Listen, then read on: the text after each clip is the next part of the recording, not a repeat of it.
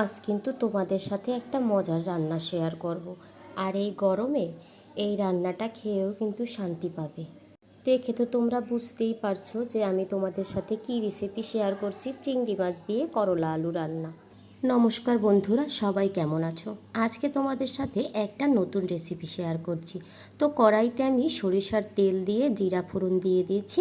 জিরাটা হয়ে গেলে এখানে আমি চিংড়ি মাছগুলো দিয়ে দিয়েছি। চিংড়ি মাছগুলো হালকা ভাজা হয়ে যাবার পর এর মধ্যে আমি 2টা পেঁয়াজ কুচি কুচি করে কেটে সেটা দিয়ে দিয়েছি। পেঁয়াজটা একটু হালকা ভেজে নিয়ে এর মধ্যে আমি করলা আলু তরকারিটা দিয়ে দিলাম। আলু ও করলাগুলো একটু ভেজে নেব।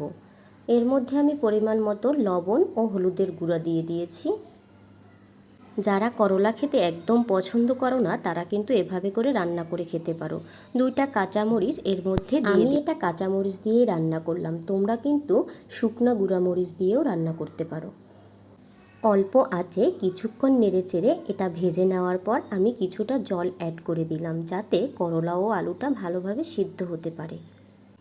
এটার কালার কম্বিনেশন কিন্তু খুবই ভালো লাগছে। চিংড়ি মাছ সবুজ, আলু দেখতে কিন্তু খুবই ভালো লাগছে, খেতেও কিন্তু খুবই ভালো লাগে এটা।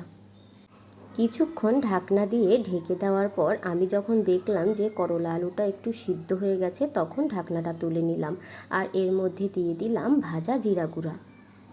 চিংড়ি মাছটা তো আমার আগে থেকেই ফেভারিট, কিন্তু করলা আলু তরকারি আমার অতটা ভালো লাগতো না, কিন্তু এভাবে করে রান্না করে খেয়ে দেখলাম এটা খেতে কিন্তু বেশ লাগে। কিছুটা ধনিয়া পাতা ছিটিয়ে এটা আমি একটু নেড়েচেড়ে দিলাম। কিছুক্ষণ রান্না করার পরে এটা হয়ে যাবে। রান্নাটা কেমন হয়েছে অবশ্যই কিন্তু কমেন্টে জানাবে।